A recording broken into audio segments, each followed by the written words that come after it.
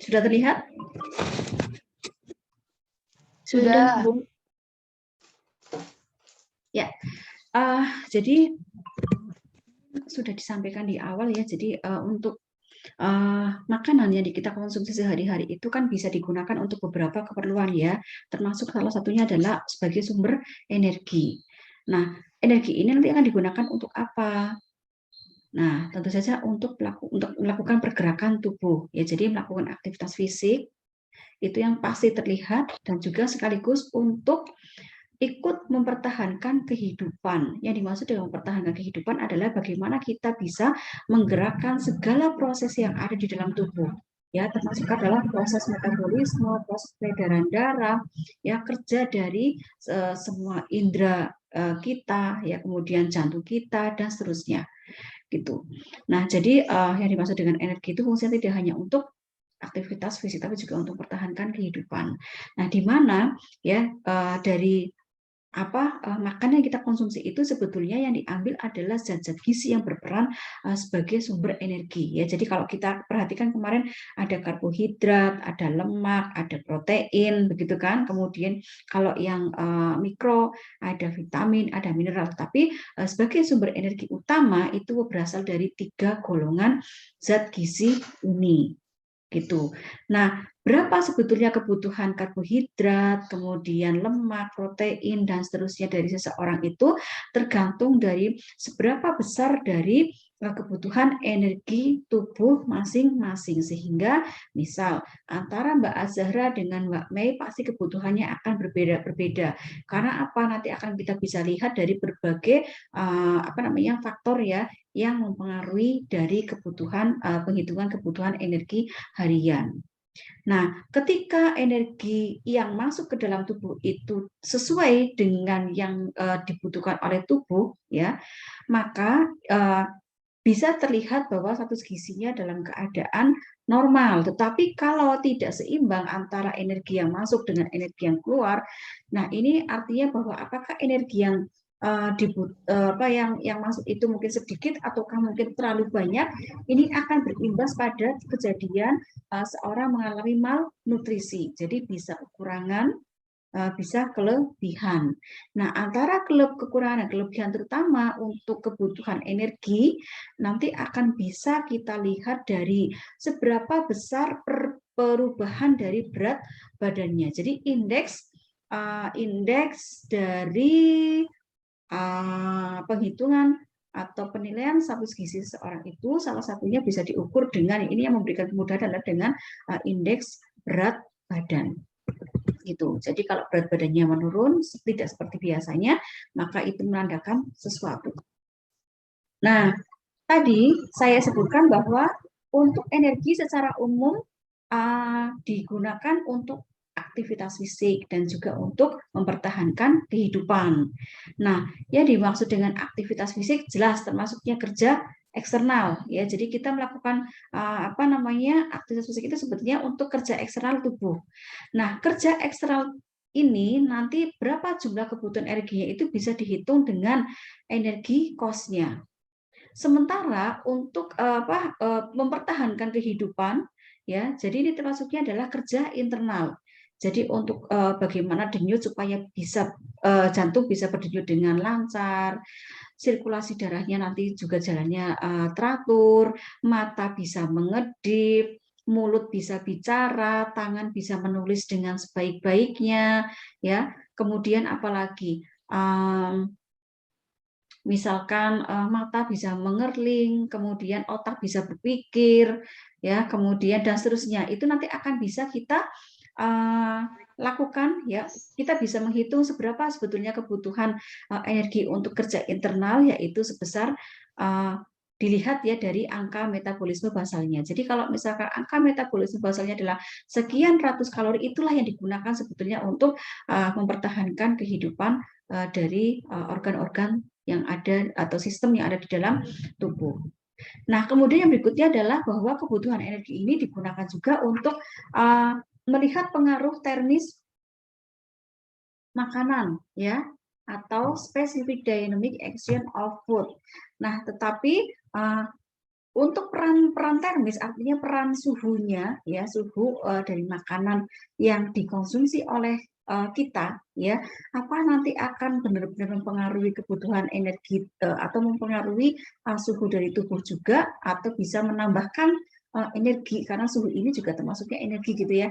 Nah, ini akan bisa atau tidak berpengaruh atau tidak. Maka tetapi ada beberapa referensi menyebutkan bahwa untuk pengaruh terus makan itu tidak usah diperhitungkan. Jadi ini perlu diabaikan saja. Contohnya kalau misalkan kita makan kondisi paling gampang apa ya? Misalkan minuman ya.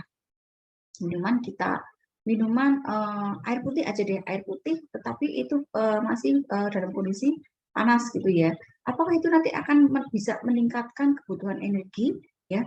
Tidak juga ya.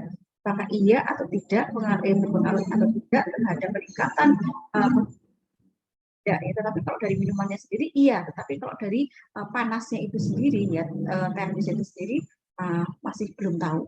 Jadi nanti diabaikan saja. Nah, secara umum nanti untuk penghitungan kebutuhan gizinya itu bisa kita lakukan berdasarkan dari bagaimana sebetulnya keadaan klinis yang dimiliki oleh seseorang. Ya, apakah dia anemi? Ya, secara klinis berarti dia pucat ya, dia pucat, ataukah dia misalkan apa ya, rambutnya kok kusam, kemudian kukunya kok begitu jelek gitu ya, tidak normal seperti biasanya, seperti umumnya ya. Kemudian atau mungkin dilihat dari status gizinya ya, setelah dihitung ternyata status gizinya dia misalkan kelebihan atau mungkin sebaliknya kekurangan begitu. Nah, ini nanti patut diperhitungkan ya. Kemudian apakah dia termasuk golongan umur misalkan bayi ataukah balita ya, kemudian jenis kelaminnya apakah laki-laki atau perempuan, kemudian seberapa besar aktivitas hariannya, kemudian apakah dia sedang dalam kondisi fisiologis tertentu ya, jadi dia apakah dia sedang mengalami fase kehamilan atau fase menyusui ya. Kemudian juga bisa dilihat dari bagaimana hasil pemeriksaan laboratoriumnya. Jadi nanti untuk pemeriksaan yang skopis yang lainnya ya, sehingga atau mungkin bisa berdasarkan dari status kesehatannya ya, tidak hanya sekedar status gizi tetapi juga status kesehatannya. Kemudian bisa diperoleh lagi juga dari riwayat pola makan hariannya gitu. Kita nanti akan bisa memperolehnya dari berbagai cara. Kemudian juga dilihat dari data antropometri, jadi indeks berat badan, kemudian tinggi badan, kemudian lingkar kepala, kemudian tebal lemak bawah kulit, gitu ya. Kemudian rasio pinggang pinggul. Nah, itu nanti akan bisa kita perhitungkan sebagai data antropometri untuk menghitung kebutuhan gizi seseorang. Nah, nanti untuk menentukan kebutuhan gizi itu kita bisa lakukan dengan beberapa cara ya, dengan beberapa cara. Nah, cara yang sederhana yang akan saya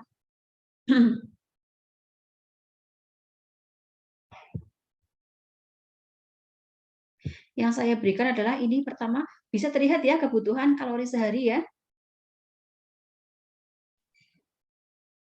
Terlihat, Ibu. Nah, jadi untuk kalian bisa ya menyiapkan buku atau kertas pulpen, kemudian kalau ada kalkulator, kalau enggak ya berarti pakai HP. Silakan nanti kita latihan ya, latihan bareng-bareng. Ini memang jadi kalau gizi itu tidak melulu berkaitan dengan makanan, tetapi juga untuk penghitungan juga. Jadi kita nanti belajar menghitung bagaimana untuk menentukan kebutuhan baik kalori maupun kebutuhan gizi secara umum pada orang sakit maupun pada orang normal. Nah, kalau yang sekarang ini kita penghitungan kebutuhan kalori sehari secara umum saja, gambaran yang ini sebenarnya bisa kita gunakan ya, karena apa namanya ilmunya praktis gitu ya. Jadi kita mau nggak mau harus mempelajari ini dan kita harus praktek, sehingga nanti harapannya setelah keluar dari ruangan ini, ruang Zoom ini, nanti kalian bisa langsung praktekkan baik untuk diri sendiri atau mungkin bagi keluarga atau mungkin teman sekitarnya. Begitu. Nah, kita mulai untuk kebutuhan kalori sehari. Kalau yang tadi agak jelimet, jadi ini dulu saya mulainya dari sini. Nah, jadi untuk penghitungannya kita memerlukan beberapa data, ya, data tinggi badan dan berat badan itu sebenarnya secara umum seperti itu. Nah, bisa mungkin Mbak Aulia atau Mbak Nadila atau mungkin Mbak Azahra, silahkan nanti kita kerja cepat ya, karena saya kebetulan ini betul jam 9 kurang itu saya sudah harus selesai. Ya, jadi monggo kita apa bareng-bareng, saya juga kalian mengerjakan, saya pun juga mengerjakan. Begitu. Jadi taruhlah kita menggunakan data terakhir. Mungkin kemarin waktu kalian masuk atau mungkin memiliki pernah menimbang berat badan terakhir ya. Terakhir mungkin bulan kemarin atau bulan ini yang rajin monggo kita menggunakan data yang terakhir, atau mungkin pada saat kalian masuk ke UHB ya gitu ya. Ke UHB kan biasanya ada persyaratan yang harus dipenuhi gitu. Nah, nanti silahkan itu kita gunakan. Jadi untuk langkah pertama ya kita ikutin saja, nanti silahkan kalian ditulis saja ya cara menghitung langkah pertama dengan mengetahui tinggi badan. Kalian tulis saja ya, kalian tulis saja di buku TB sama dengan berapa sentimeter. Ya, satuannya adalah sentimeter.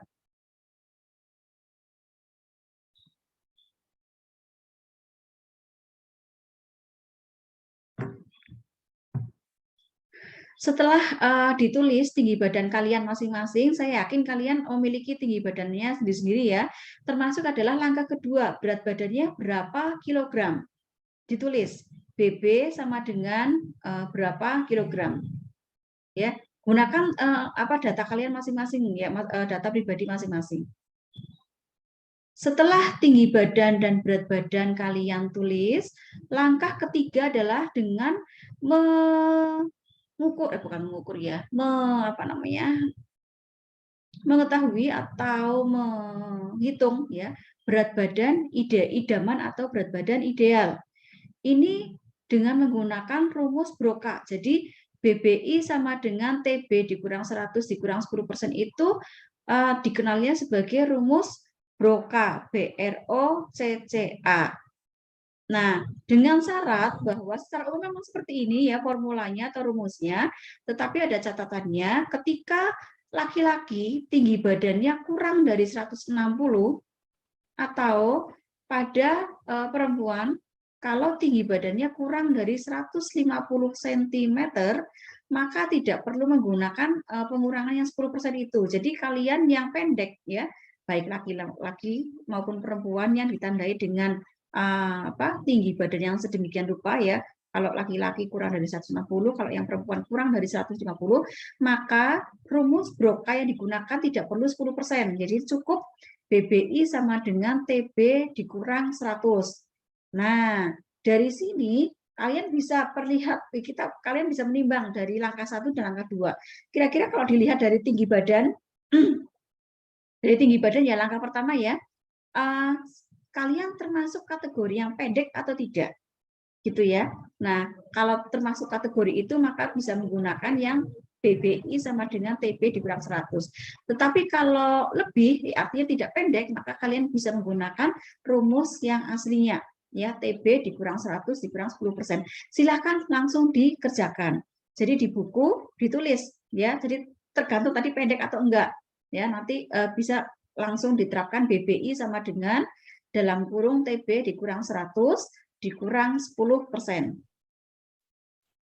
Ada yang sudah berhasil menghitung? Sudah, Bu. Dapatnya berapa, Mbak? Siapa ini? Devi ya? Devi, Bu. Ya, Mbak Devi dapatnya berapa? BBI-nya 54. Sebentar, saya pakai datanya Mbak Devi dulu ya. Misalkan tinggi badannya berapa, Mbak? 160. 160. Kemudian BB-nya? 48. 48 kg. Berarti BBI-nya ketemunya 160 dikurang 100 dikurang 10%. Berarti 60 dikurangi 6, ketemunya 54. Iya, Bu. Ya. Yang lain sudah berhasil juga?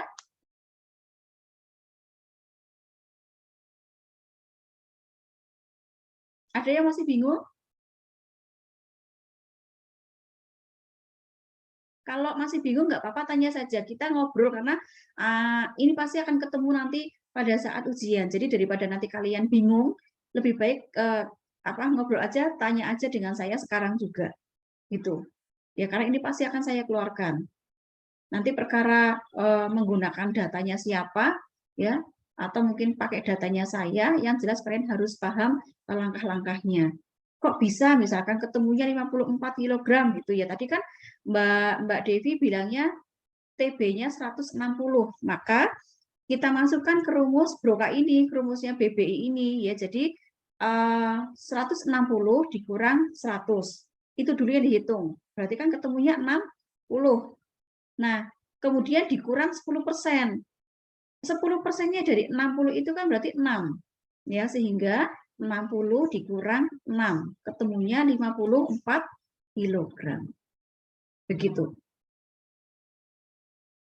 Nanti di akhir ya, di akhir nanti PJ-nya silakan mengumpulkan masing-masing ini itu sebagai tugas individu ya. Masing-masing mengumpulkan data dari ini.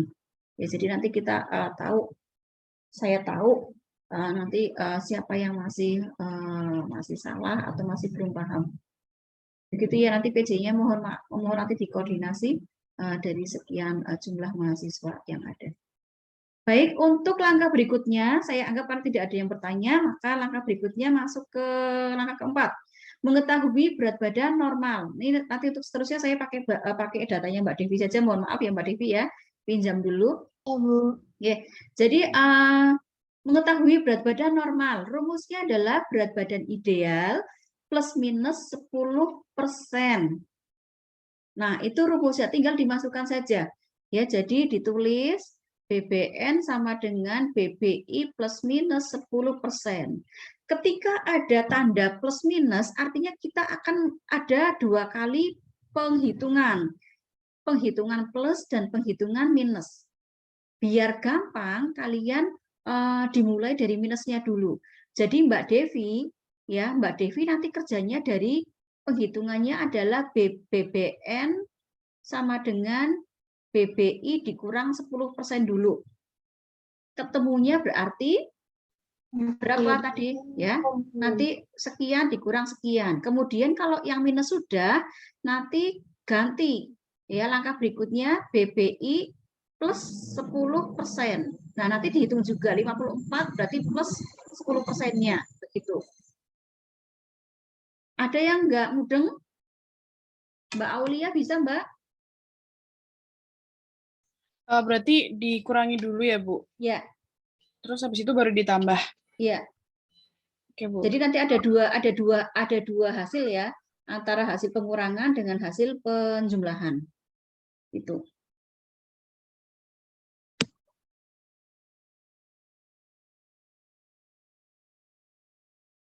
Saya juga berhitung.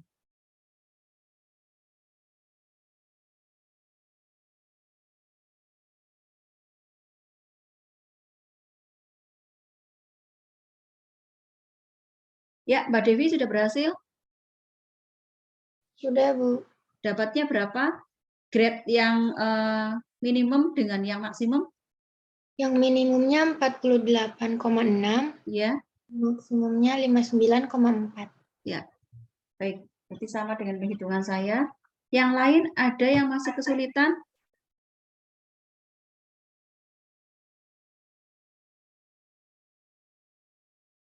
Nggak usah pakai sama saya ya. Saya bukan seseorang yang menakutkan dan tidak perlu ditakuti. Nggak apa-apa, saya cek-cek aja. Kalau ngajar penghitungan memang harus santai, nggak boleh ada yang takut dengan saya. Ya kita sama-sama belajar, bukan saya pinter.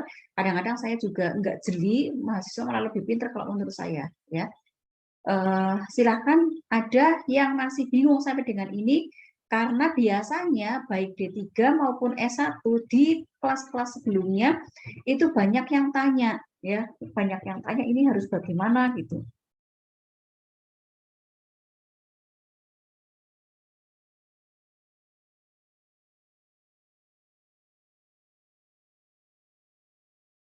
Atau kalian sudah pernah mendapatkan rumus ini?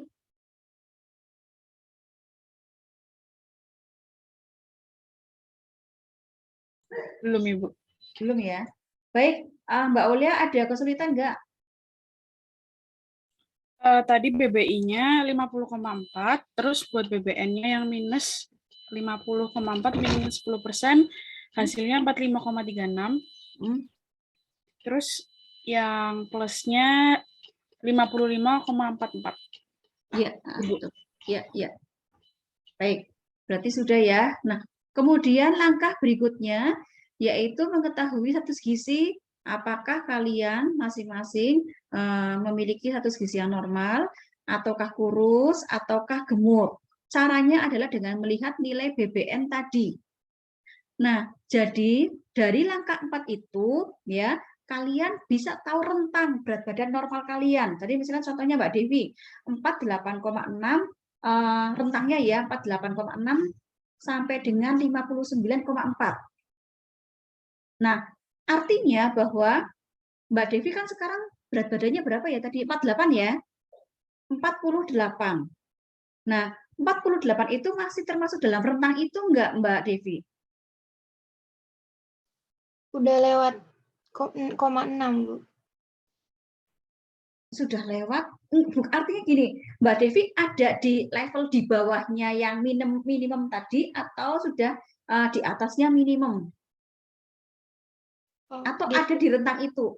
Jadi kan rentangnya Mbak Devi kan ada di antara 48,6 sampai 59,4. Nah, posisi Mbak Devi kan tadi berat badan awal ya, yang sekarang ini kan 48 ya. Iya. Nah, kalau 48 itu ada di dalam rentang ini enggak? 48,6 enggak ya? Berarti itu artinya kan di bawah dari grade minimumnya ya. Nah, kalau di bawah grade minimum itu artinya Mbak Devi kurus. Meskipun bedanya cuma 0,6 ya. 0,6 karena Mbak Devi kan sekarang 48, padahal grade normalnya adalah 48,6. Apalagi kalau Mbak Devi mau berat badan idealnya 54, jadi jauh banget 54. Sementara Mbak Devi sekarang 48. Jadi bisa saya pastikan bahwa Mbak Devi sekarang kurus ya. Andai kan saya bisa melihat langsung, saya mungkin bisa, kalaupun dengan tanpa penghitungan ini saya udah bisa tahu Mbak Aulia apakah kurus atau enggak, Mbak Devi kira-kira kurus atau enggak, gemuk atau enggak, Mbak Nadila, Mbak Mutia dan seterusnya. Itu. Begitu ya Mbak Devi ya. Jadi artinya Mbak Devi termasuknya golongan kurus, status gizinya kurus. Karena tidak ada angka di dalam rentang ini. Angka yang dimiliki oleh Mbak Devi itu tidak ada di rank ini. Nah, kalau misalkan Mbak Devi, misal nih, berat badannya tadi, Bu, saya berat badan sekarang itu 60. Nah, kalau 60 kan berarti juga di atasnya level teratas ya. Level teratas kan 59,6. Mbak Devi 60. Nah, berarti Mbak Devi status gizinya adalah gemuk. Karena di atas BBN. Ya, rank-ranknya BBN tadi. Nah, kalau Mbak Aulia berapa dapatnya?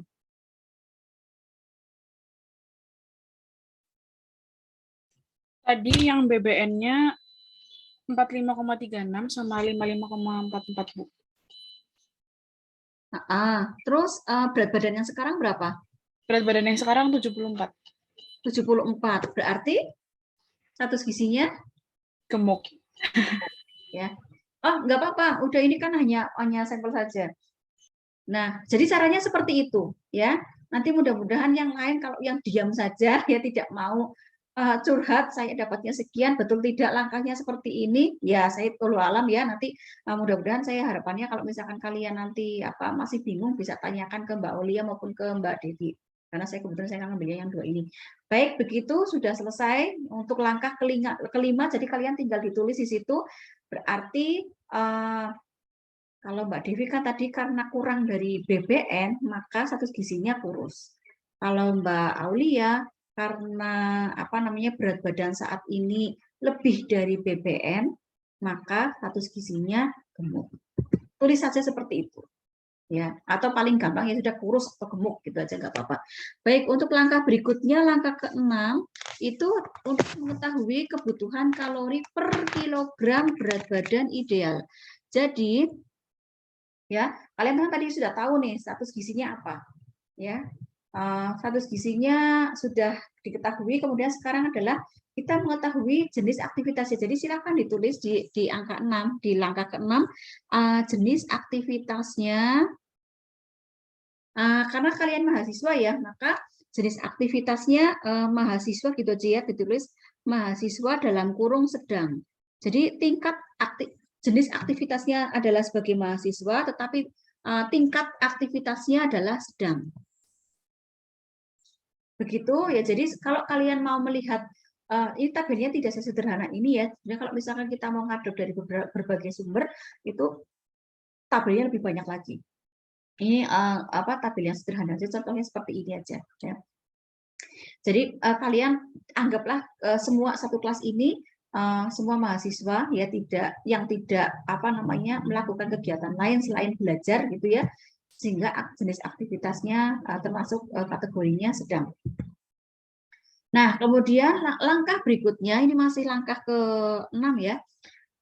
Kita jadi dari tadi data status gizi, kemudian data jenis aktivitasnya yang sedang. Jadi kalau misalkan saya mau memperhatikan, mau menilai punya Mbak Devi, ya Mbak Devi kan tadi kan status gizinya kurus, ya. Nanti kita tarik ke kanan, karena mahasiswa kan jadi tadi kan jenis aktivitasnya sedang ya. Dari sedang ditarik ke bawah, yang kurus ditarik ke kanan. Jadi ketemunya angka berapa Mbak Devi?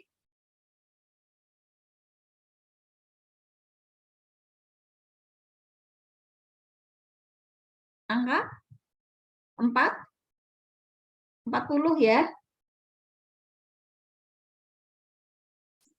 Gitu. Jadi kalau yang kurus 40. Nah, beda dengan tadi Mbak Aulia. Kalau Mbak Aulia kan status gizinya gemuk. Kemudian aktivitasnya sedang, sehingga angka yang akan dipakai adalah angka 30. Mudeng? Belum, Bu. Belum. Itu gambar di sini. Gambar ini loh Mbak, ini yang ada di tabel itu. Mbak Aulia nih, Mbak Aulia ada tulisan gemuk ya, lihat ya di situ ya. Iya, Ibu lihat. Gemuk. Mbak Aulia tinggal tarik ke kanan. Ke kanan itu kan ada angka 30. Iya. Kenapa 30? Karena Mbak Aulia kan aktivitasnya kan tadi sedang ya, karena kan mahasiswa ya. Mahasiswa itu kan aktivitasnya sedang nih, di atasnya kan ada tulisan sedang ya. Iya, Bu. Nah ya itu, jadi karena Mbak Aulia aktivitasnya sedang, tetapi status gizinya gemuk, maka kita menggunakan angka 30. Nah kalau yang Mbak Devi, karena tadi kan status gizinya kurus, sementara aktivitasnya juga sedang. Ya, kalau kita kan semua dianggaplah kita mahasiswa semua, ya kita kan jadi aktivitasnya sedang. Kita tinggal melihat di sini ya status gizinya. Jadi kalau misalkan Mbak Devi kurus, ya, sementara aktivitasnya sedang, maka ditarik ke kanan, ketemunya adalah angka 40. Jadi dari atas ke bawah kita sedang ya, kata-kata sedang itu ditarik ke bawah, disesuaikan dengan yang sebelah kiri. Kita gemuk, normal atau kurus. Kalau gemuk berarti 30, kalau normal berarti 35, kalau kurus adalah 40. Karena kita kan semua mahasiswa, kalau mahasiswa berarti kan aktivitasnya sedang. Kita jangan lihat yang ringan, kita jangan lihat yang berat, karena aktivitas kita adalah sedang. Mudeng, Mbak Devi, mudeng? Mudeng, Bu. Nah, Mbak Aulia sudah jelas ya? Sudah, Ibu. Ya, jadi caranya seperti itu. Mungkin Mbak Dela ada kesulitan enggak?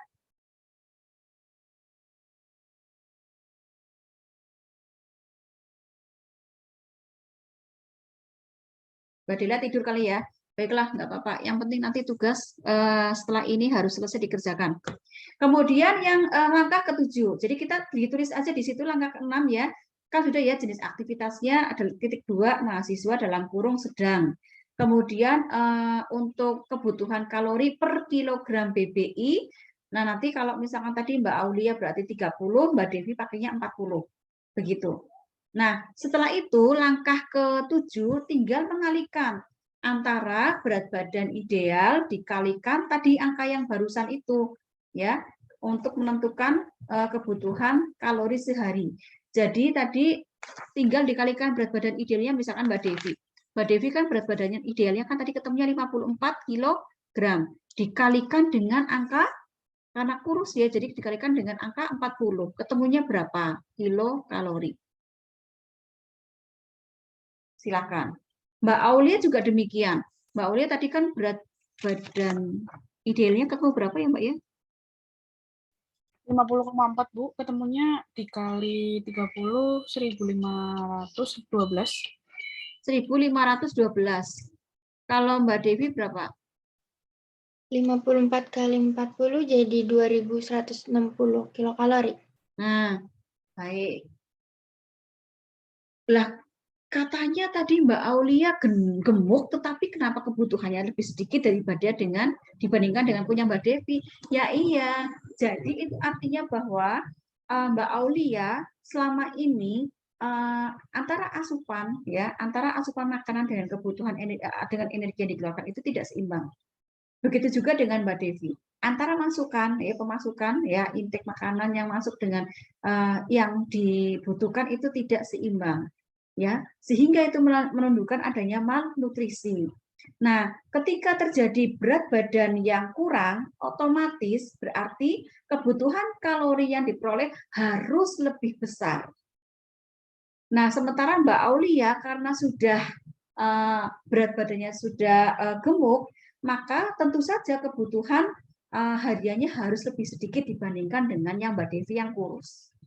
Begitu. Jadi angka yang diperoleh oleh Mbak Uli jelas lebih kecil dibandingkan dengan Mbak Devi karena kebutuhan Mbak Devi-nya itu yang besar. Ya, Mbak Devi kurus maka dia harus lebih banyak makan lagi dibandingkan dengan tadi Mbak Aulia. Gitu. Artinya bahwa seharusnya Mbak Aulia itu setiap hari hanya 1.500 saja. Tetapi selama ini Mbak Aulia melebihi dari 1.500. Kemungkinan seperti itu. Begitu juga dengan Mbak Devi. Harusnya satu harinya itu 2.160. Tetapi Mbak Devi paling-paling cuma 1.500. Paling-paling cuma nggak nyampe 2.000. Ya kalau 2.000 masih mending. Maaf, tadi kan bedanya cuma 0,6 ya maaf. Berarti bisa 2.000 atau mungkin 1.500. Jadi kurang sedikit. Jadi level kurusnya sudah bisa normal ya, tapi itu kemungkinan bahwa Mbak Devi masih kurang makanya kurang banyak sedikit ya karena cuma beda antara berat badan sekarang dengan yang normal berat badan ideal dengan yang normalnya cuma beda 0,6 saja gitu. Jadi artinya bahwa Mbak Devi kemungkinan nggak nyampe 2.100-an ya, tapi kurang dari 2.100, tapi nggak jauh ya karena tadi bedanya cuma sedikit gitu ya. Jadi dengan demikian ya kalian sudah berhasil menghitung berapa sebetulnya kebutuhan kalori harian begitu. Nah ini nanti kita keep dulu. Nanti saya akan balik ke slide PowerPoint yang sebelumnya, dan ini data ini nanti akan kita gunakan sebagai data lanjutan. Nanti ada lanjutannya. Baik, itu yang bisa saya sampaikan. Kemudian saya balik lagi ke yang tadi.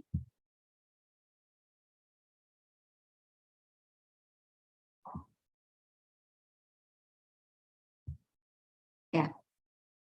Nah, jadi itu tadi kalau kita lihat berdasarkan praktisnya ya, berdasarkan dari berat badannya, kemudian tinggi badannya, kemudian dari aktivitasnya. Secara umum nanti kita juga akan menggunakan itu untuk keperluan penghitungan kebutuhan gizi baik pada orang yang sakit juga demikian. Nah, nanti gambarannya kalau itu praktis ya, artinya kita bisa gunakan kapanpun. Nah, kalau ini mungkin agak lebih sifatnya lebih dietetik, kita lebih nanti untuk pasien gitu ya, untuk pasien yang mungkin dari keadaan sehat atau tidak sehat. Nah, pertama ya, untuk menentukan kebutuhan gizi dalam keadaan sehat itu kita harus melakukan beberapa langkah. Pertama adalah dengan menentukan AMB. Masih ingat ya, AMB itu adalah untuk menentukan seberapa besar ya kebutuhan gizi untuk kerja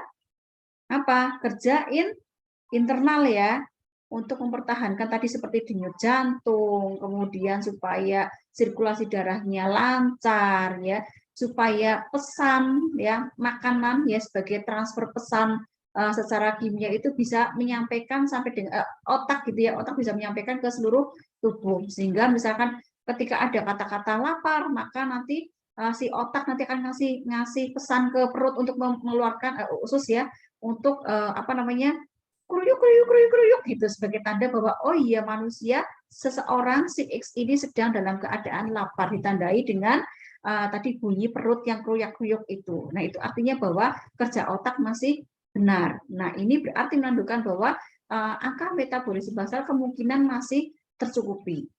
Nah, untuk menentukan angka metabolisme basal ini, kita bisa melakukan dengan beberapa cara. Dan ini cara yang wajib diketahui oleh semua perawat. Gitu. Pertama adalah dengan menggunakan rumus Harris-Benedict. Ini adalah rumus yang umum ya. Harris-Benedict membagi berdasarkan jenis kelamin dengan menggunakan indeks ada berat badan. Kalau kita dilihat ya, kita lihat di apa namanya di rumus ini ada BB-nya, BB itu berat badan ya. Kemudian TB-nya tinggi badan, kemudian U itu umur. Ya, jadi Harris-Benedict membuat dua formula untuk laki-laki maupun perempuan berdasarkan berat badan, tinggi badan, dan umurnya.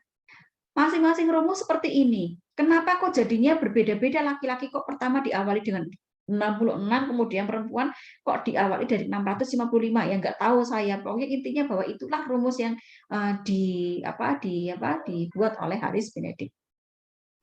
Sementara Kerner ini membuat formula cara menentukan angka metabolisme basal untuk bayi. Rumusnya sedemikian rupa tetapi tidak pakai usia, tidak pakai umur. Cukup berat badan dan panjang badan. Panjang badan itu kalau digunakan istilahnya untuk bayi ya.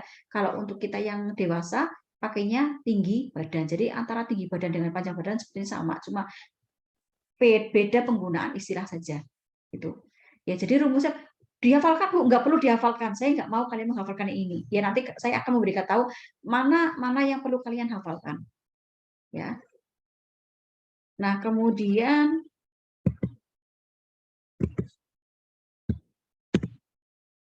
cara cepat yang kedua adalah cara cepat. Nah, cara cepat itu ada dua cara, ya, cara cepat A, cara cepat B. Kalau cara cepat A itu kita menggunakan pengalinya, kita lihat, kita bandingkan langsung ya antara laki-laki dengan perempuan. Yang perlu diingat adalah laki-laki menggunakan angka 1 kilokalori, perempuan 0,95 kilokalori. Dikalikan dengan kilogramnya berat badan, dikalikan 24 jam. Berapa berat badan, misalkan Mbak Aulia berat badannya, Mbak Devi berat badannya 48 sekarang ya, maka tinggal dikalikan saja 0,95 kilokalori dikali 48 dikali 24 jam. Yang cara cepat kedua, yang cara cepat B, itu juga demikian. Laki-laki 30 dikali kilogram berat badan, yang perempuan 25 kilokalori dikali kilogram berat badan. Beda antara cara cepat A dengan cara cepat B adalah pada ya angka yang di awal, kemudian kalau yang di A kan pakai pengalinya 24 jam. Tetapi kalau yang berikutnya itu enggak pakai pengali 24 jam dengan bagian awal, angka awalnya agak besar. Ya, jadi ini yang paling sering digunakan oleh para perawat sebagai pegangan untuk menghitung angka metabolisme basal seseorang. Jadi rumus inilah cara cepat baik A mau B, terserah kalian mau pakai yang mana, itu sebagai andalan kalian untuk menentukan angka metabolisme basal. Jadi kalian boleh menggunakan antara A atau B. Mana yang mau dihafalkan oleh kalian, silakan. Ya, jadi itu rumusnya. Kemudian berikutnya adalah pakai cara FAO, WHO, UNO atau yang kita kenal sebagai formula Scoville. Nah, di dalam formula ini, jadi Scoville ini membuat rumus sedemikian rupa sesuai dengan tabel ini gitu ya, membaginya berdasarkan jenis kelamin dan juga berdasarkan kelompok umur. Nah, Scoville membuat penghitungan atau rumusnya seperti ini. Misalkan kita ini kan mahasiswa, rentangnya mungkin usianya antara 18 sampai 30 tahun. Maka nanti Mbak Devi, Mbak Aulia, dan teman-teman yang perempuan akan menggunakan menggunakan rumus AMB ya, karena Mbak Devi, Mbak Aulia perempuan, maka rumus yang digunakan adalah tentu saja berdasarkan kelompok umur yang 18 sampai 30 tahun ya, karena kita mahasiswa. Maka rumus yang digunakan adalah 14,7 BB plus 496. Bisa dilihat ya rumusnya ya. Kita lihat dulu kelompok umurnya ya. Lihat ke bawah 18 sampai 30. Nah, nanti kita tarik ke kanan, ya, AMB yang untuk perempuan, ketemunya kan rumusnya 14,7 BB ditambah 496. Begitu. Mudeng ya? Jadi kalau misalkan Mbak Aulia kepengen menghitung AMB-nya adik Mbak Aulia yang kebetulan masih bayi, usianya baru 1 tahun, misalkan seperti itu, maka kebetulan Mbak Aulia adiknya itu laki-laki, ya maka kita harus menggunakan rumus yang paling atas sendiri ya, 60,9 BB dikurang 54. Kalau kebetulan adiknya perempuan, ya maka tinggal pakai yang 61 BB dikurang 51. Begitu. Nah, kemudian kalau tadi kita menggunakan apa namanya AMB ya, kalau ini adalah untuk menentukan kebutuhan energi untuk aktivitas fisik, berarti energi yang digunakan untuk aktivitas fisik itu berapa ya? Itu kita juga masih menggunakan tadi angka AMB tadi itu ya. Jadi nanti langkah pertama memang paling gampang itu dengan menghitung AMB dulu, baru nanti berikutnya untuk aktivitas fisik. AMB-nya berapa? Tadi kan kita sudah melihat berbagai rumus yang ada. Nanti kalau AMB-nya ketemunya sekian, ya, sekian, maka tinggal dikalikan dengan aktivitas. Kita lihat dulu aktivitasnya apa. Misalkan kita mahasiswa, aktivitasnya ringan. Nah, kemudian jenis kelaminnya perempuan, maka nanti kita menggunakan angka 1,55. Kalau misalkan laki-laki dia pekerja keras, aktivitasnya juga sangat ringan, maka tinggal dikalikan dengan angka 1,3. Gitu. Ya, nanti dikalikan saja nilai AMB-nya berapa. Ini pegangan saya untuk kelas ini adalah Mbak Aulia sama Mbak Devi ya. Mudah-mudahan nanti teman-teman kalau masih ada yang bingung nanti bisa diajarkan untuk mereka. Nah, jadi ini ada kasus, silahkan kalian kerjakan semua. Ya, dengan harapan kalau kalian masih ada yang bingung seperti yang tadi kasus yang pertama itu, nanti kalian bisa langsung tanyakan. Gitu. Ini, kasus ini silahkan ditulis di buku. Ya, ditulis dulu, nanti biar saya nggak bolak-balik, maju depan, maju mundur slide. Silahkan ditulis dulu, saya kasih waktu berapa menit ya, 2 menit mungkin cukup.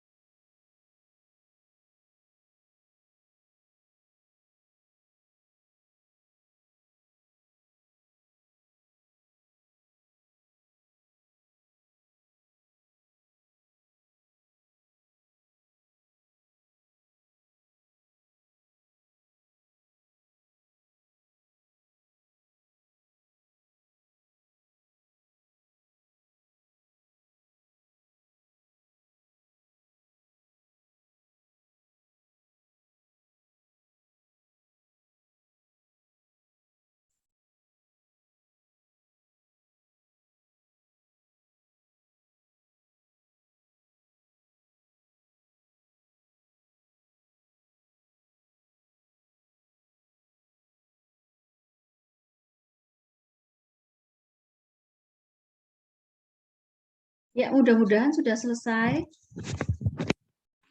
Mudah-mudahan selesai, saya ini juga udah.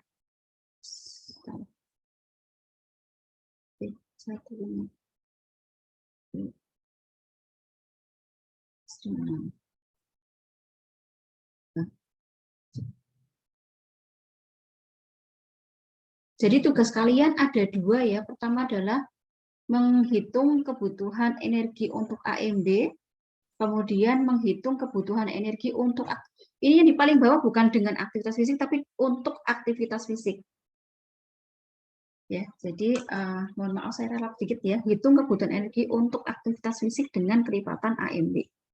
Nah, dari data ini kita balik ke awal. Silakan kalian gunakan kalkulator kalau ada, kalau nggak ada pakai HP. Kita apa namanya pakai rumus ini, rumusnya Harris Benedict.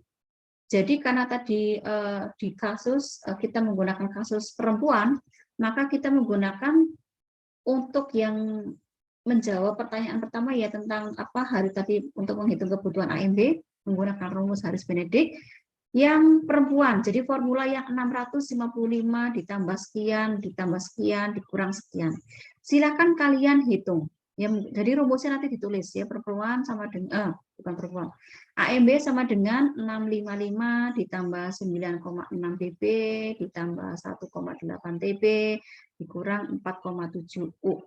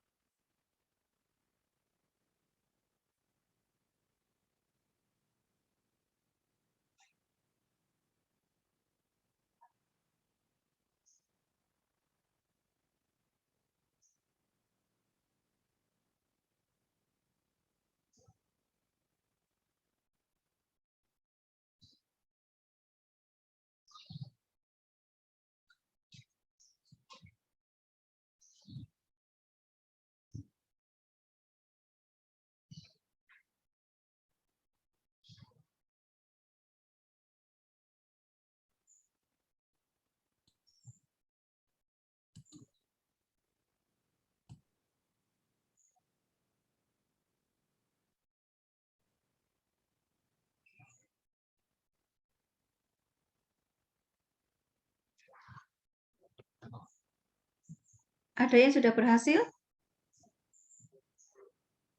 Mbak Surya Citra?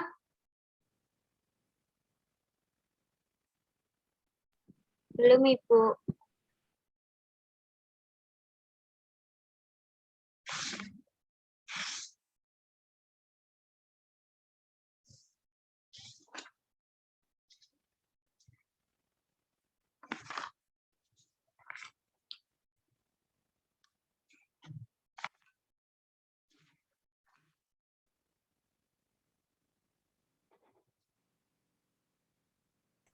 Seribu 1455 bukan, Bu?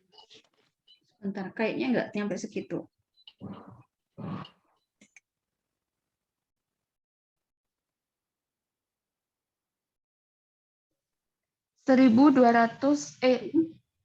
Oh iya, yang terakhir dikurangi lupa. Dikurangi, ya. Oh iya, Bu, dikurangi. 297,6 bukan, Bu? Ya, 1297,6 ya.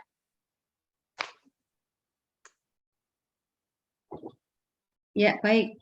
Berarti tadi jawabannya udah benar ya, 1297,6. Baik. Nah, kemudian langkah berikutnya kita menggunakan cara cepat. Silakan. Cara cepat A dan cara cepat B dikerjakan semua.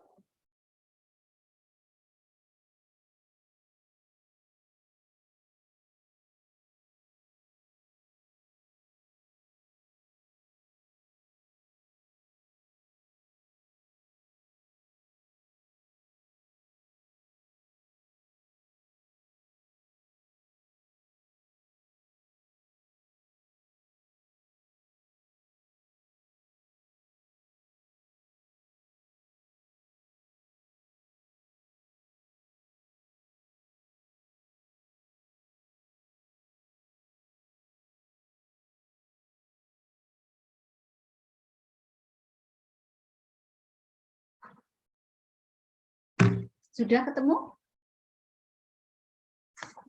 Sudah, Bu. Yang cara cepat A?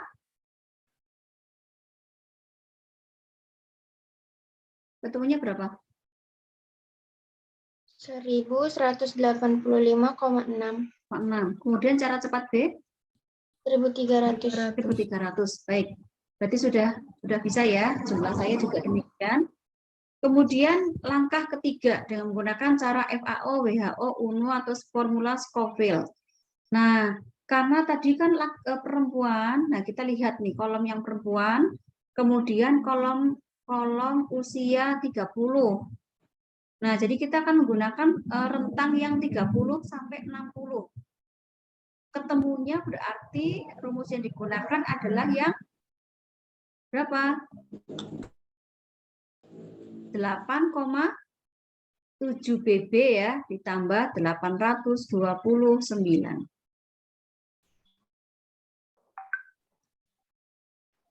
Silakan dimasukkan datanya.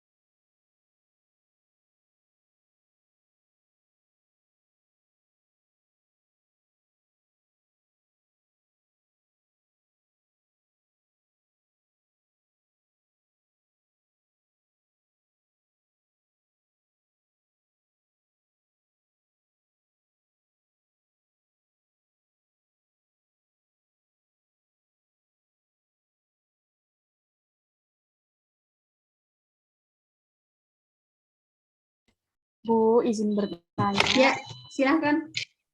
Itu kan 87 BB, berarti itu dikali ya, Bu? 87 ya dikali.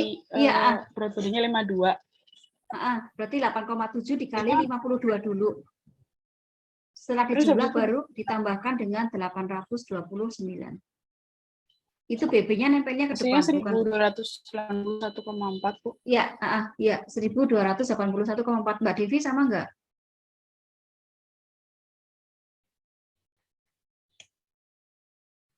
Sama, Bu. Sama. Baik, berarti sudah fix ya, deal dengan menggunakan formula Scoville dapatnya 1281,4. Baik. Nah, dari langkah pertama ya, dari Harris Benedict sampai dengan barusan yang formula Scoville ya, itu kita bisa lihat angkanya berbeda-beda ya enggak? Yang Harris Benedict ketemunya 1297,6. Kemudian yang cara cepat A 1185,6. Yang cara cepat B 1300. Yang pakai Scoville itu 1281,4. Nah, kita kalau di ilmu gizi ya, kalau mau bikin menu dengan sekian ribu orang itu paling gampang, kita nggak mungkin bisa per individu ya. Kita kan misalkan kita akan membuat menu untuk 1000 pasien di rumah sakit ya, maka keputusannya adalah yang paling gampang ya berdasarkan jumlah kebutuhan kalorinya. Dia mau berapa itu dibulatkan ya. Jadi kalau yang Harris Benedict itu nanti yang tadi hasilnya 1297,6 nanti kita bulatkan jadi 1300.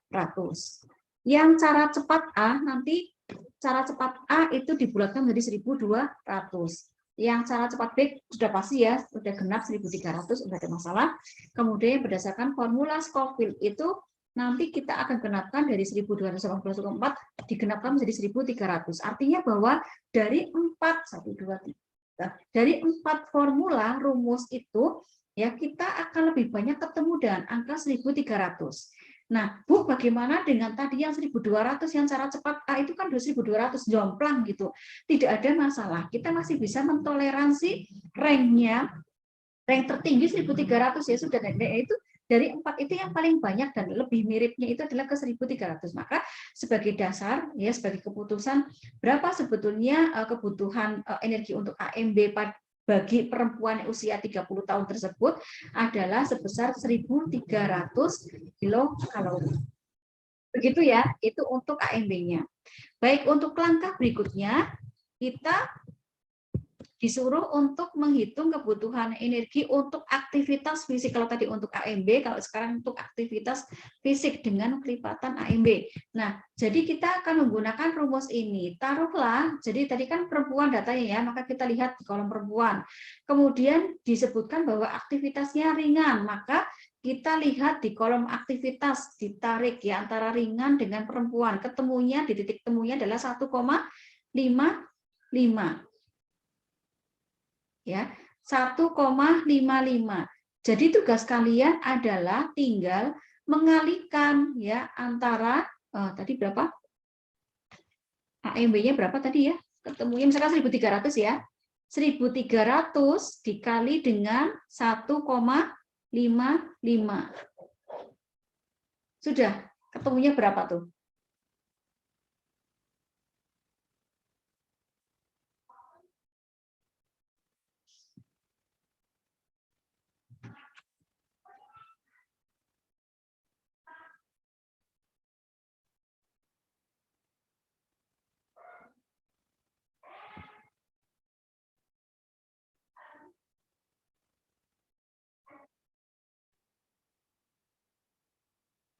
Mbak Devi sudah? Sudah, Bu. Dapatnya berapa?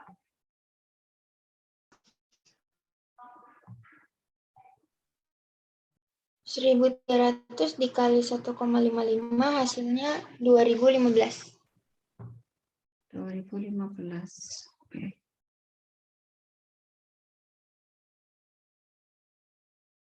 Mbak Aulia? Sama Ibu 2015. Ya.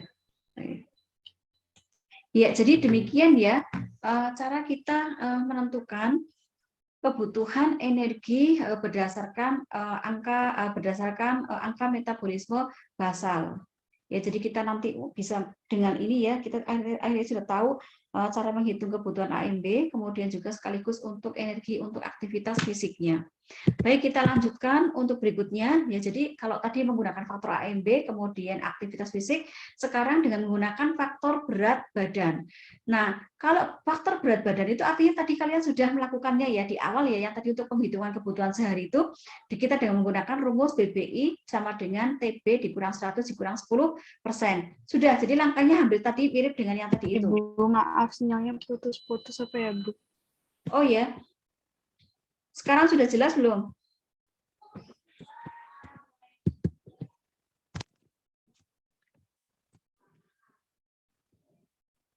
Masih terputus? Masih, Bu.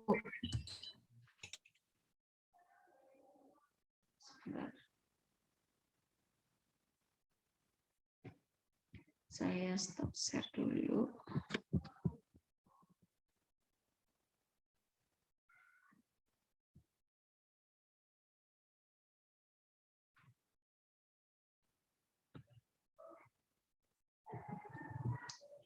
Sudah terdengar jelas belum? Sudah. Baik. Jadi kan tadi kita sudah belajar menghitung BBI ya. Nah, itu juga sama.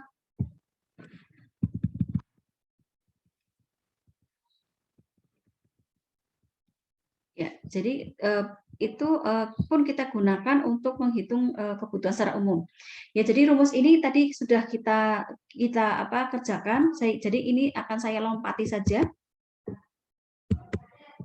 Kemudian untuk penghitungan berat badan ideal untuk anak-anak. Jadi kalau kita males mikir ya, sudah kita tinggal download saja ya, download tabel antropometri. Nah, tabel antropometri punyanya Kemenkes tuh, Kementerian Kesehatan RI. Ya, nanti silakan kalian download.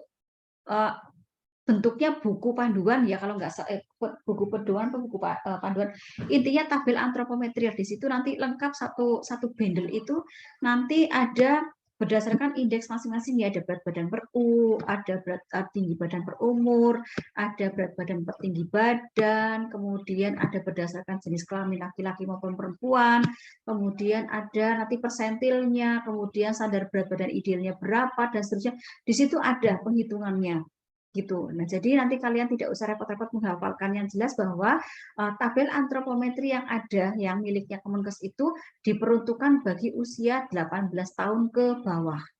Kalau yang 18 tahun ke atas, kita menggunakan rumus Broca dan seterusnya, secara umum seperti itu. Nah, untuk yang secara mudah, ya karena kita biasanya nanti misalkan pas posyandu kita lagi praktek nih PKL atau mungkin pada saat KKN lagi posyanduan ditanya nih, karena kita orang kesehatan dianggap semua serba bisa, padahal belum tentu, karena kita perawat, jangan-jangan kita hanya bagaimana sih tugas kita sebagai seorang perawat, tapi kita dianggap tahu segalanya gitu ya. Jadi ada beberapa hal yang sebenarnya kita akhirnya tidak perlu menghafalkan, tapi karena itu adalah pengetahuan, dan saya kira semua pengetahuan yang menarik itu nanti kita secara otomatis akan terekam ya di dalam otak kita. Jadi ini adalah saya berikan ya cara mudah untuk penghitungan berat badan ideal loh ya, bukan normal. Kalau normal nanti paling gampangnya kita berikan angka plus minus 10% itu tadi ya, kayak yang tadi awal kita kerjakan. Nah, ini berat badan ideal kalau untuk bayi adalah kita harus tahu dulu umur bayi itu berapa. Kemudian dibagi 2, ditambah dengan 4. Kalau untuk anak-anak, itu yang penting kita juga tahu umurnya berapa tahun. Anak ini berapa tahun sih? Kemudian dikali 2 ditambah 8. Jadi misalkan gini, saya punya anak usia 6 tahun.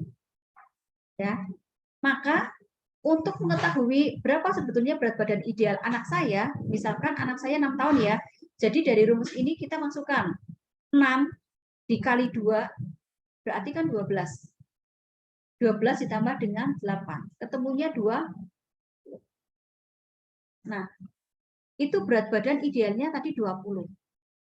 Kalau misalkan Mbak Oli atau Mbak Devi tanya saya, Bu, berarti tadi kan berat badan anak usia anak Ibu kan misalkan 6 tahun. Sekarang saya tanya, Bu, anak Ibu sekarang berat badannya berapa? Nah, sekarang gantian ya. Misalkan berat badan anak saya misalkan sekarang 27 kg yang sekarang. Ya. Jadi padahal ini yang baru kita perhitungkan adalah kan berat badan idealnya dari rumus ini ya. Dari rumus ini kan cuma ketemunya berat badan idealnya. Berat badan idealnya tadi 20 kg. Kalau sekarang 27 kira-kira masih rentang normal atau enggak? Ya sudah, kita pakai yang plus minus 10% itu. Ya. Jadi ketemunya rentangnya antara 22 dengan 18. Berarti anak saya termasuk kategorinya gemuk ya, karena lebih rentangnya di luar antara rentang 18 sampai 22 gitu. Kalau misalkan anak saya berat badannya 21 itu masih normal. Tetapi kalau misalkan tadi kasusnya anak saya misalkan 27 ya berarti dia sudah tidak normal lagi atau lebih gitu ya. Kemudian kalau misalkan Mbak Aulia ketemu dengan bayi umur misalkan 9 bulan ya. Mbak Aulia ketemu bayi usia 9 bulan. Ibunya tanya, ini kira-kira anak saya berat badan idealnya harusnya berapa nih? Ya, tinggal pakai rumus ini. 9 dibagi 2. Ketemunya adalah 4,5. 4,5 ditambah dengan 4. Ketemunya berarti 8,5. Gitu. Ya sudah, ini berat badan ideal Ibu 8,5 Ibu. Nah, sekarang tinggal ditanyakan. Bayi Ibu berat badannya sekarang berapa? Gitu. Ya, balik lagi ke awal yang tadi ya, yang kita belajar tentang penghitungan kebutuhan kalori yang pakai rumusnya Broca ya. Berat badannya berapa, BBI-nya berapa, berat badan normalnya berapa, begitu ya. Jadi nanti kita bisa tahu dia normal atau tidak, begitu untuk nah kemudian rumus berikutnya adalah dengan menggunakan indeks massa tubuh. Nah ini saya kira sih kalian sudah pernah ini ya, sudah pernah melakukan penghitungan ini barangkali. Ini rumus yang harus kalian pahami. Yang namanya IMT itu di mana-mana ya, berat badan dibagi tinggi badan kuadrat. Ya, dikuadratkan tinggi badannya, bukan dua-duanya. Ya, jadi berat badannya berapa kilo, kemudian dibagi dengan tinggi badan kuadrat.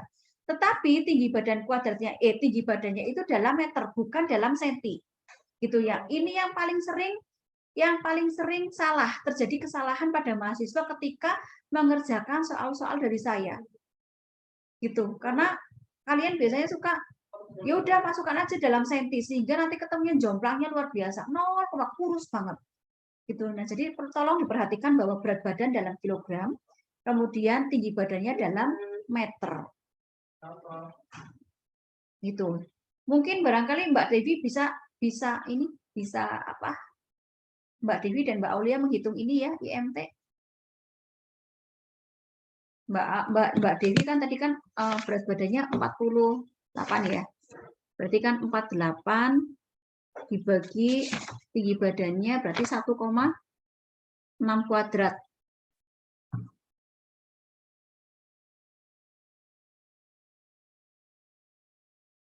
Berarti 48 dibagi 2,56.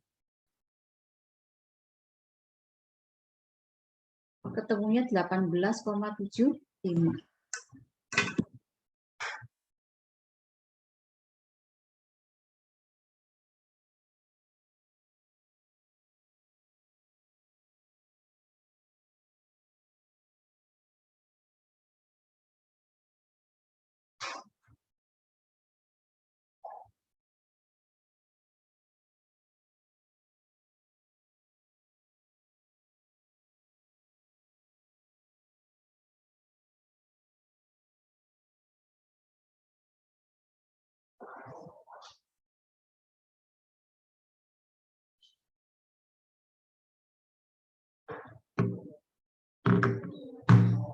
Sudah Mbak Devi ketemunya sama aja enggak? 18,75. Sama, Bu. Yeah. Baik. Nah, nanti kita menggunakan standar ini. Jadi kategori ambang batas IMT yang ada di Indonesia. Jadi kategori ambang batas IMT per negara beda-beda. Gitu ya, beda-beda. Nanti kalau kita mau menggunakan IMT-nya yang luar negeri, Mbak Devi kan tadi ketemunya 18,75. Kemungkinan Mbak Devi termasuknya kategorinya kurus. Gitu. Tapi kalau Mbak Devi mau menggunakan kategori IMT yang ada di Indonesia ya dengan tabel ini ya. Tabel ini berarti Mbak Devi masih termasuk kategori normal. Ya enggak, karena angkanya ada di rentang 18,5 sampai 25. Begitu. Kalau Mbak Aulia dapatnya berapa Mbak IMT-nya? 74 dibagi 1,56 berarti ya, Bu? Ya, 1,56 Hasilnya dikuadratkan. 4. Oh, dikuadrat. 1,56-nya dikuadratkan dulu.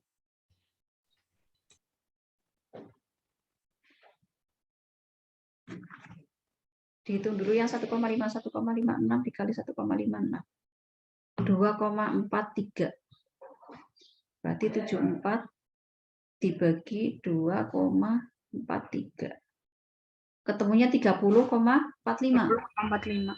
Nah, kalau 30,45 berarti Mbak Aulia termasuk kelebihan BB tingkat berat itu malah udah termasuknya obes. Kalau yang kelebihan BB tingkat ringan itu masih kategorinya overweight aja, overweight ya. Tapi kalau yang udah obes, nah ini sebagai jadi bukan saya akan mempermalukan Mbak Aulia, tidak ya, tetapi malah justru sebaliknya.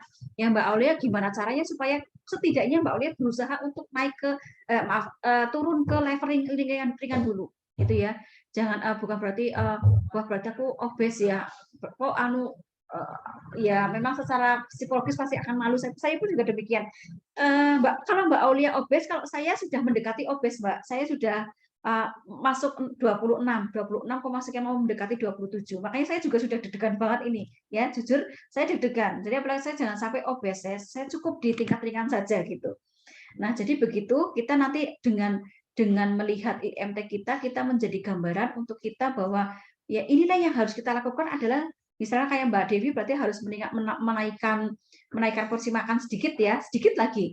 Kalau Mbak Auli ya berarti sama dengan saya, harus berusaha untuk menurunkan berat badannya. Jadi waduh, konsumsi makannya, udah aktivitas fisiknya juga harus semakin harus ditingkatkan lagi. Makannya harus sedikit, tapi aktivitas fisiknya harus lebih meningkat lagi. Jadi seperti itu gambarannya.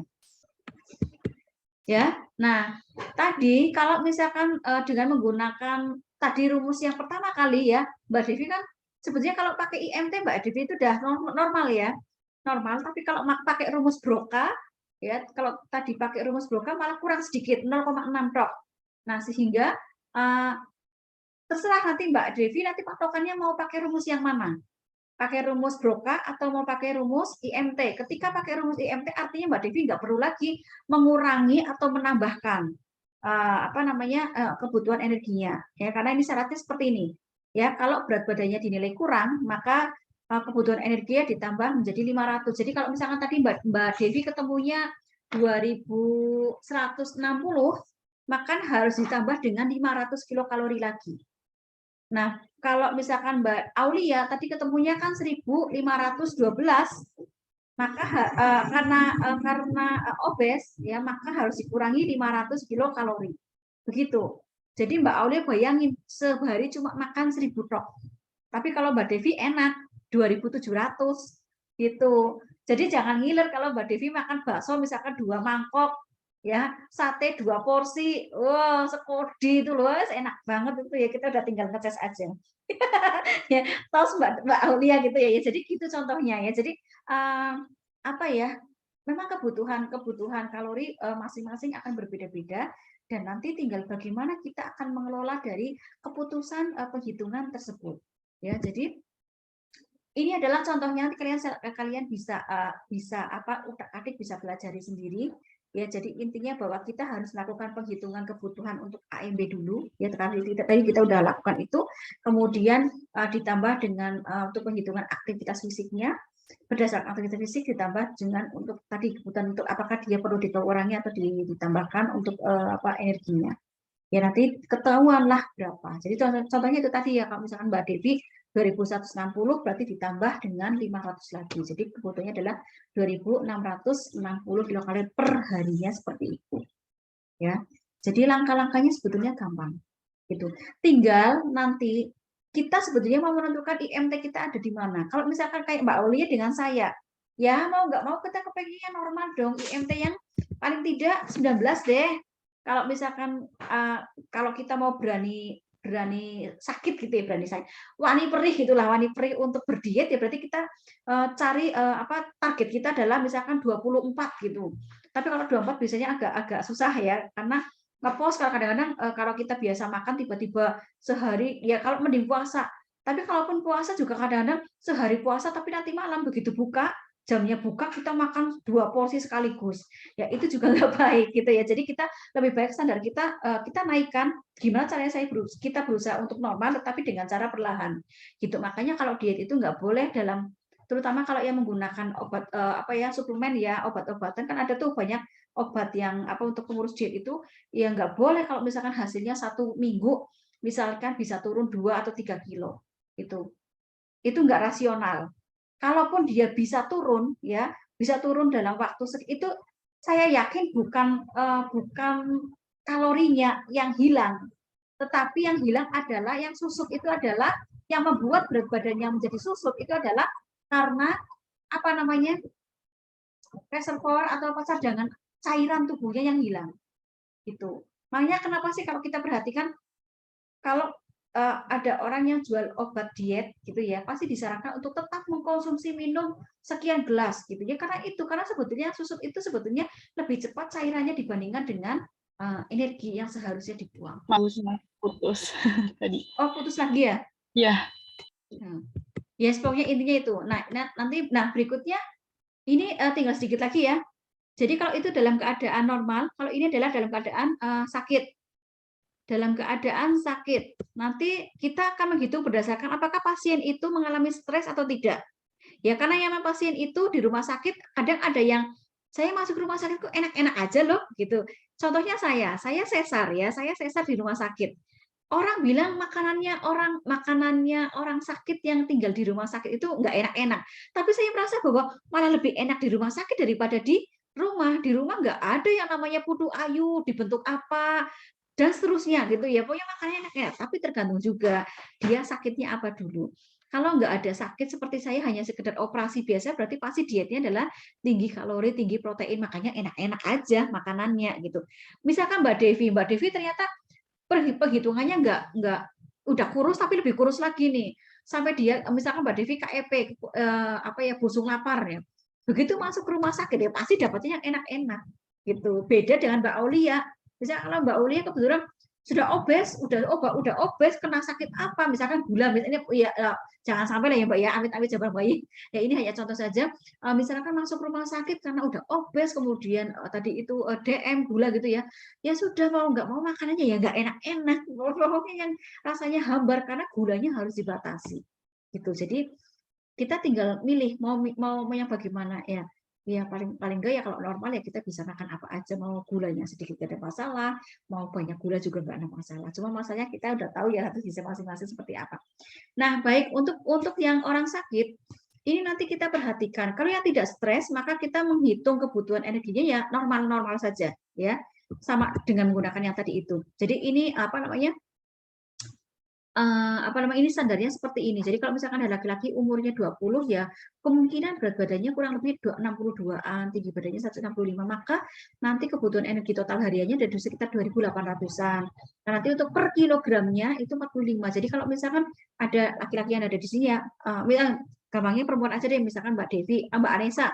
Mbak Anessa kebetulan umurnya 21, maka saya akan menggunakan yang paling bawah sendiri ya, yang paling bawah sendiri, paling kanan itu ada angka 40. Jadi misalkan Mbak Anessa berat badannya sekarang 40 juga gitu ya. Berarti saya tinggal kalikan 40 dikali 40. Berarti kebutuhan Mbak Anessa hariannya adalah 1.600 kilokalori. Gampangannya seperti itu ya. Nah, ini ada kasus ya, seorang pasien perempuan berobat jalan. Jadi dia tidak sampai nginep karena cuma sakitnya ternyata disebutkan gastroenteritis, mah gitu ya. Kalau penyakit mah kan nggak perlu nyampe dengan di opnam ya. Nah, umurnya 30 tahun, tinggi badannya 158, berat badannya 52 kg. Kalau dilihat dari angka saja, Mbak, ya kenapa saya sebutkan berat badannya sudah ideal? Lihat saja angkanya. Ya, berat badan saat ini 52. Maaf, ya, berat badan saat ini 52. Kita lihat aja tinggi badannya.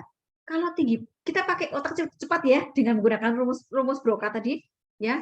58 dikurangi 10% berarti 5,8, berarti ketemunya berapa? 52-an gitu ya, sekitar 52. Padahal berat badan saat ini adalah 52, berarti kan dia sudah ideal gitu ya. Ya enggak? Nah, begitu. Jadi cara cepat kita menghitung itu gitu. Ya, Broca itu udah rumus yang paling mudah dan paling gampang diingat. Ya, yang penting tinggi badan dikurang 100 dikurang 10%. Udah itu aja.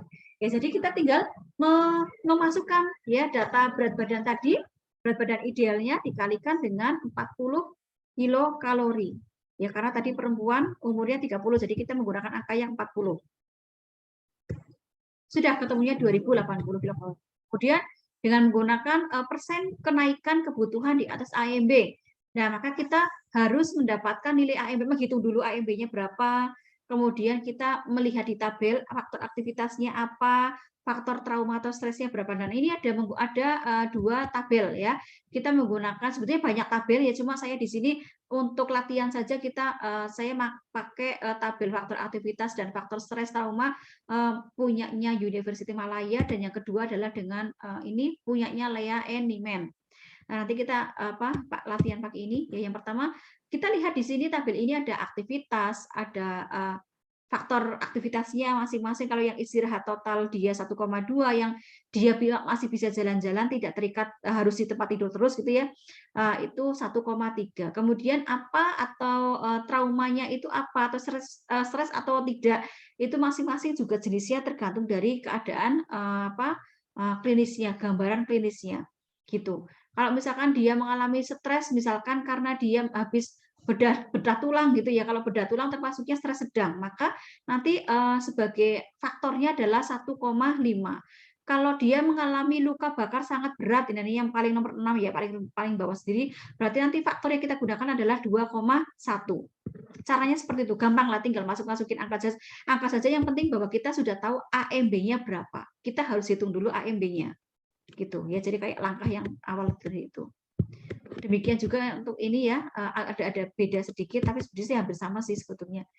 Nah ini contohnya seperti ini.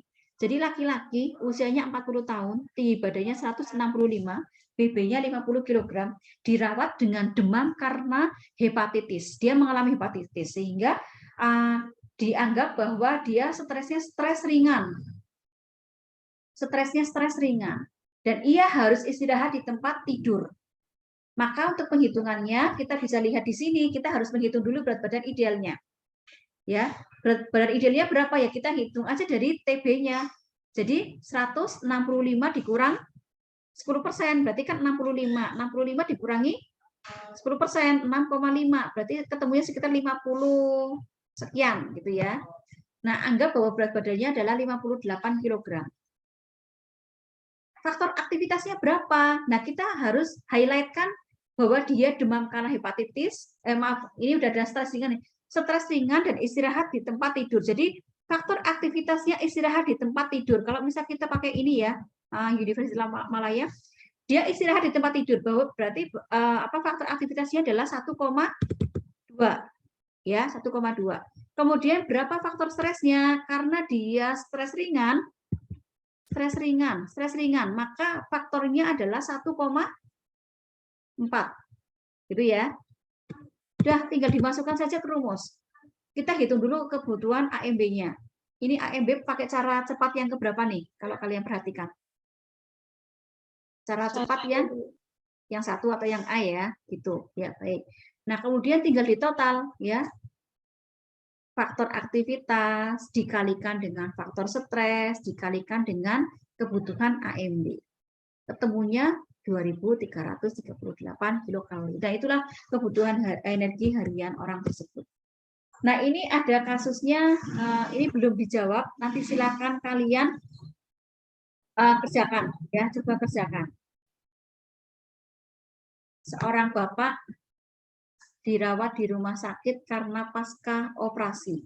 Ya, operasinya apa tidak disebutkan, tapi dia termasuk kategori stres sedang. Ya, stresnya sedang. Umurnya 55 tahun, tinggi badannya 168 cm, berat badannya 50 kg. Diberikan makanan enteral. Ada yang sudah tahu makanan enteral? Makanan parenteral? Juga belum ya? Oh, berarti mungkin nanti suatu saat ya. Ya, jadi pernah melihat tiba-tiba ada yang diinfus? Orang kalau diinfus itu karena apa sih?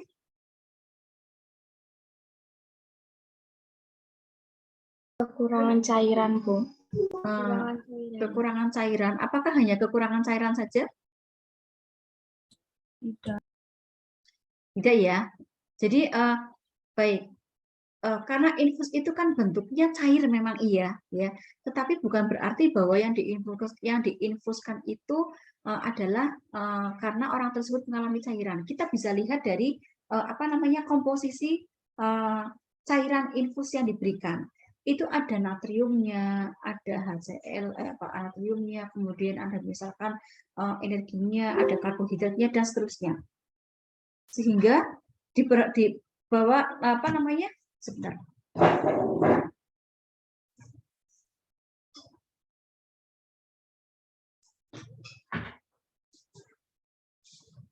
Ya, jadi ada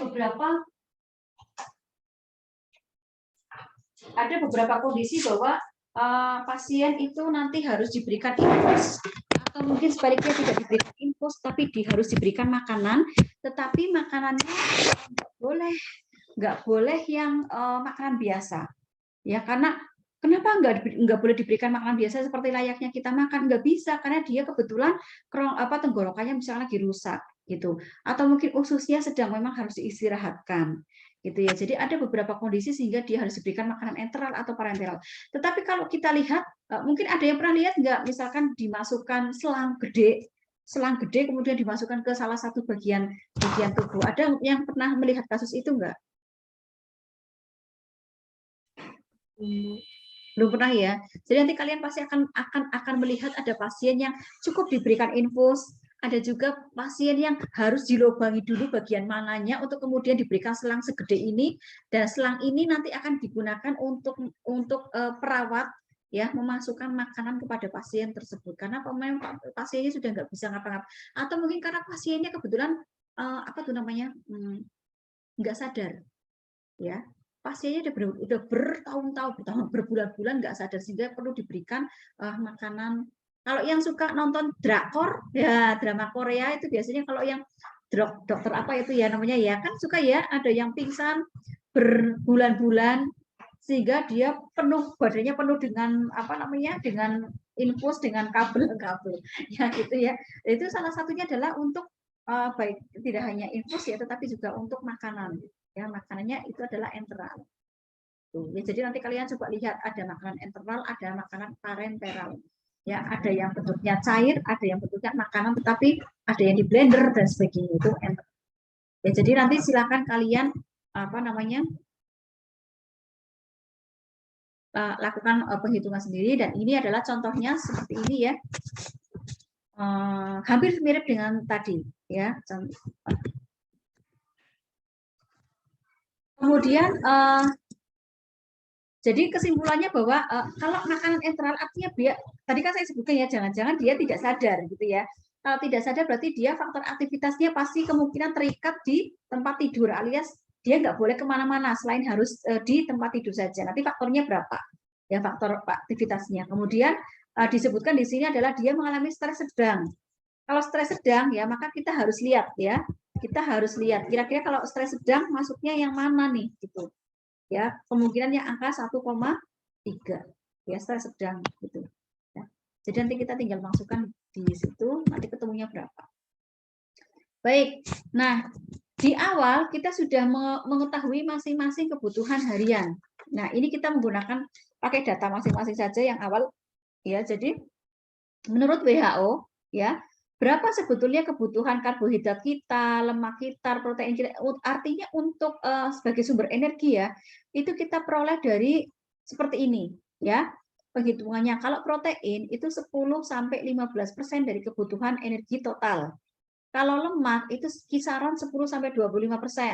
Kalau karbohidrat itu kisaran 60-75% dari kebutuhan energi total. Ya. Atau paling gampang kebutuhan proteinnya berapa ya harus dikalikan saja. Misalkan Mbak Devi tadi berat badannya kan 48. Nah, tinggal dikalikan 0,8 sampai dengan 1 gram per kilogram berat badan. Jadi misalkan 48 kebutuhannya Mbak Devi 1 gram per kilogram berat badan, tinggal dikalikan aja, berarti Mbak Devi proteinnya adalah 48 gram. Itu proteinnya, itu paling gampang. Tapi paling gampang apa intinya untuk penghitungannya ya. Tetapi sebetulnya kalau kita mau menggunakan persentasenya ya, kita tentukan dulu kira-kira mau standarnya WHO mau seperti ini, berarti misalkan nih saya buatkan ini ya buat Mbak Devi.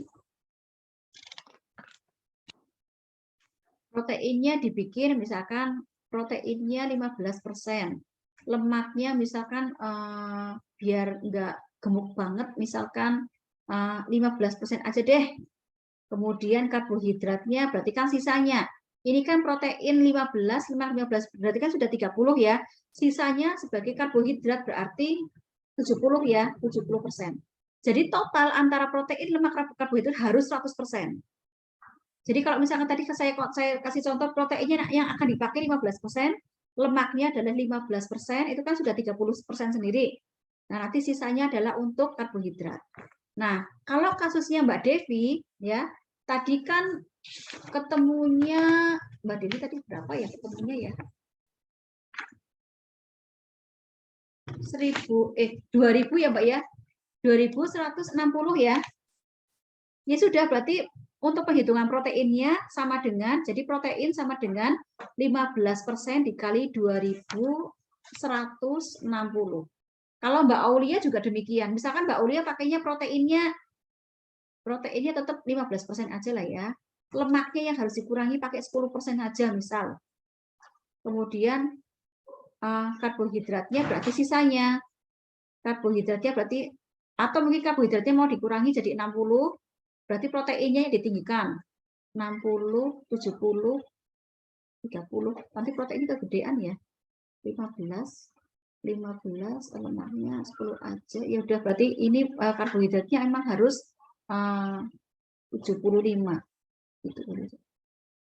Ya, jadi gini, misalkan Mbak Aulia pakainya proteinnya 15%, lemaknya 10%, karbohidratnya 75%. Itu kan totalnya berarti kan udah 100%. Tinggal dikalikan aja Mbak Aulia. Tadi kan Mbak Aulia kan 1512. Maka berarti proteinnya 15% dikali 1512. Lemaknya juga demikian. Mbak Devi juga demikian ya, proteinnya 15% dikali 2160, lemaknya juga 15% dikali 2160, semua dikalikan dengan angka yang sama. Ya, karbohidrat 70% dikali 2160. Sudah, dilihat aja Mbak Devi, dijumlah aja berapa masing-masing. Yang Mbak Aulia juga demikian. Yang protein 15% dikali 1512. Yang lemak 10% dikali 1512. Karbohidratnya 75% dikali 1512. Sudah, tinggal dijumlahnya, nanti ketemu masing-masing gramnya berapa.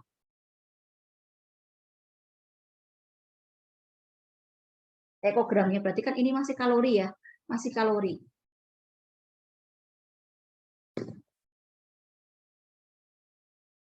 Mbak Devi sudah berhasil? Yang protein berapa? Yang protein 32.400. Gede banget, 32.000. 15%-nya dari... Oh, 15%-nya bukan 15. Iya, 15%, semua pakai persen. 15% dari 2160.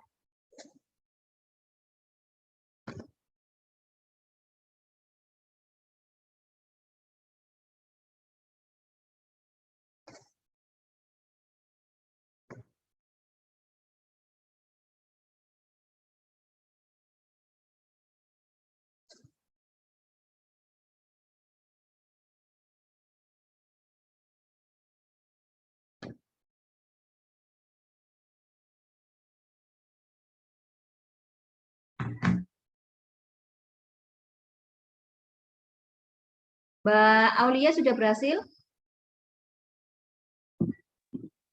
Tadi sempat terputus jadinya ketinggalan. Oh, Bentar, Bu. masa? Sayanya, Bu, yang keputus Oh, keluar tadi. oh iya. Baiklah, saya pakai Mbak Devi dulu. Mbak Devi ketemunya berapa, Mbak? Yang protein dan lemak, karena kebetulan ini angkanya sama ya. 324. 324 kalori, kilokalori. Kemudian yang karbohidratnya? 1.512. 12. Baik. Nah, kalau sudah ketemu masing-masing baik protein, lemak, karbohidratnya, kita nanti konversikan lagi, Mbak. Jadi itu kan satuannya masih kilokalori ya. Nanti kita bagi lagi. Ya, untuk bisa kita detail sebetulnya berapa gram sih harinya, ya seharinya. Itu angka pertama yang protein. 324. Nah, kita lihat di sini nih, ya di slide saya ada nilai konversinya. Yang 1 gram protein itu setara dengan 4 kilokalori. 1 gram karbohidrat setara dengan 4 kilokalori. 1 gram lemak setara dengan 9 kilokalori dan 1 gram alkohol setara dengan 7 kilokalori. Artinya, kalau misalkan kita sudah ketemu angka dengan satuan kilokalori, kita akan bisa melihat gramnya seberapa ya dengan membagi angka ini. Kalau protein berarti pembaginya adalah angka 4 ya. Jadi 324 dibagi 4. Kemudian yang lemak juga demikian, 324 dibagi 9. Kemudian yang karbohidrat 1512 dibagi berapa, Mbak? Kalau karbohidrat berarti sama dengan protein ya, jadi dibagi 4. Begitu. 324 dibagi 4. Kemudian 81.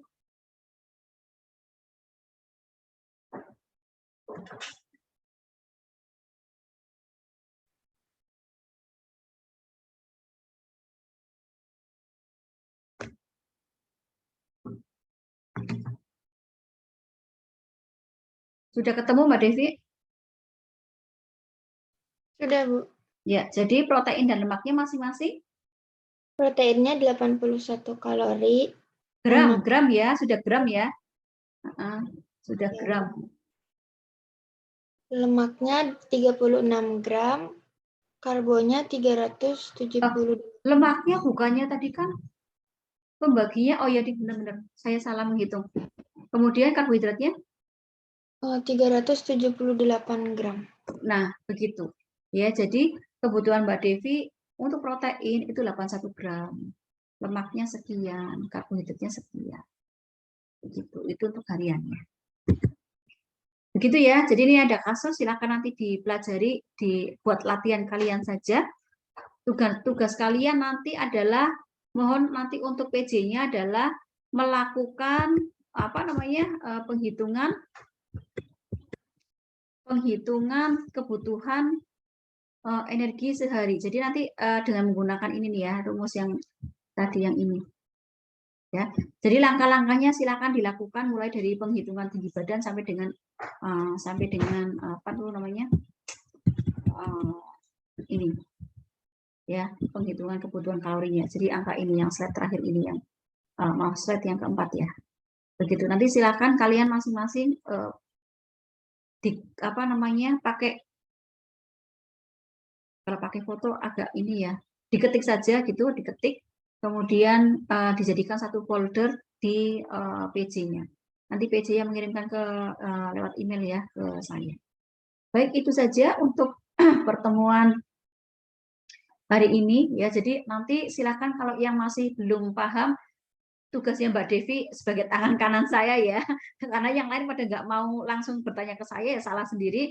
Antara Mbak Aulia dengan Mbak Devi silakan nanti kalau jangan sampai bosan kalau ada banyak teman yang masih belum bisa menghitung ini, karena memang sebagian kalau kayak gitu ya, kalau malas kalau suruh bertanya, tapi kalau pada gilirannya nanti kalau misalkan ujian saya berikan soal masih jawabannya ini saya tidak pernah diajarkan oleh Bu Atika. Itu yang paling nggak senang. Padahal saya ujian biasanya berdasarkan apa yang sudah saya sampaikan. Gitu. Ya, jadi saya nggak mau disalahkan. Saya sudah menyampaikan ya, dan ini sudah saya berikan answer-answer bahwa ini pasti akan saya keluarkan di ujian nanti. Baik, itu saja karena waktunya sudah jam 8.59. Saya mohon maaf ya. Bila ada kekurangan atau tutur kata saya yang salah, Mbak Aulia jangan sampai sakit hati karena saya pun juga gemuk gitu ya. Saya nggak akan, jadi nggak pede lah kita ya gemuk tapi yang penting sehat ya, yang penting kita ceria, itu aja ya, nggak sakit gitu ya. Baik, itu saja. Wabillahi taufiq wal hidayah. Wassalamualaikum warahmatullahi wabarakatuh. Waalaikumsalam. Waalaikumsalam warahmatullahi wabarakatuh. Terima kasih, Bu. Sama-sama. Terima kasih, Bu. Sama-sama.